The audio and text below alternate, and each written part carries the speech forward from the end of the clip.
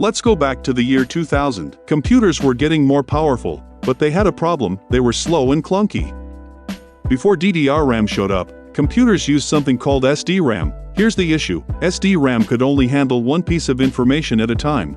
Imagine trying to get through a door where only one person can pass through at once. That's SDRAM. This made computers freeze up and take forever to load anything. That's when DDR-RAM came to the rescue. It could send twice the amount of data compared to old SDRAM. Think of it like opening two doors instead of one, and suddenly everything moves faster. DDR1 could run at speeds up to 400 MHz and hold up to 1 GB of memory.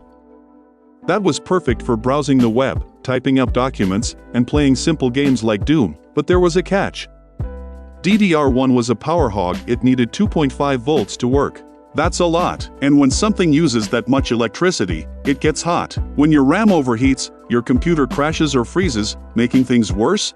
DDR1 showed up during the time of Windows Millennium Edition, arguably the worst version of Windows ever made.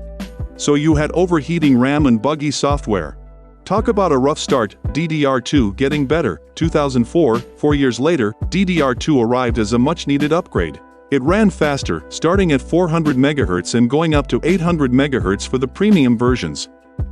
It could also hold 2 to 4 GB per memory stick, meaning your computer could now juggle multiple programs at once without breaking a sweat. But speed wasn't the only improvement. Each new RAM generation has a different notch position. Think of it like a unique key shape. DDR2's notch moved to the middle, so you couldn't accidentally put it in a DDR1 slot. Smart design. The best part?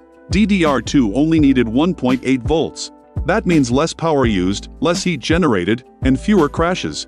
Your computer could finally breathe. However, DDR2 had one major problem: the price tag. It was expensive, so even though it was faster, many people stuck with DDR1 because it just wasn't worth the cost. Plus, upgrading meant buying a whole new motherboard. That's like needing to replace your entire car just to get better tires. DDR3, the game changer. 2007, now this is where things get interesting. DDR3 launched in 2007 and changed everything. This is when regular people started using computers more because DDR3 made them affordable and powerful. The voltage dropped even further to just 1.5 volts. Desktop computers ran cooler and quieter. Laptop batteries lasted way longer. Everyone won. DDR3 ran at speeds between 800 and 1600 MHz, with 4 to 8 GB per stick. You could now edit photos, play games, and run multiple programs without your computer throwing a fit. But here's the real breakthrough: dual-channel technology. What does that mean?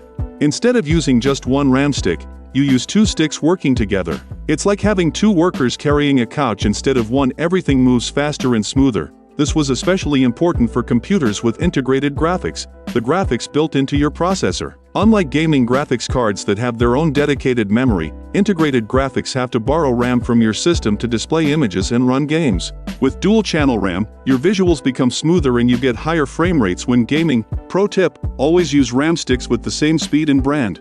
If you mix different speeds, everything will slow down to match the slowest stick. It's like running a relay race with one person who's much slower. They hold everyone back. You can mix different brands with the same speed, but it might cause random errors or crashes. Despite all these improvements, DDR3 didn't shine right away. Want to know why? Windows Vista was a disaster. It looked pretty with its fancy 3D transparent design called Aero, but it ate up massive amounts of memory and power. Computers felt sluggish and laggy. Even popular games like Crysis were incredibly demanding. DDR3 only showed its true potential when Windows 7 came out a few years later and fixed everything.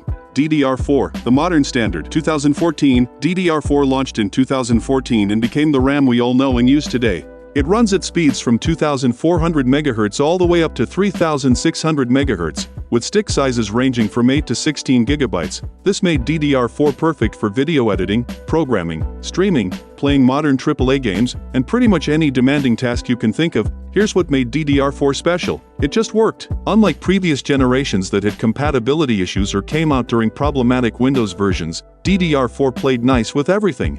No drama, no crashes, just solid performance. That's why DDR4 stuck around longer than any other RAM generation.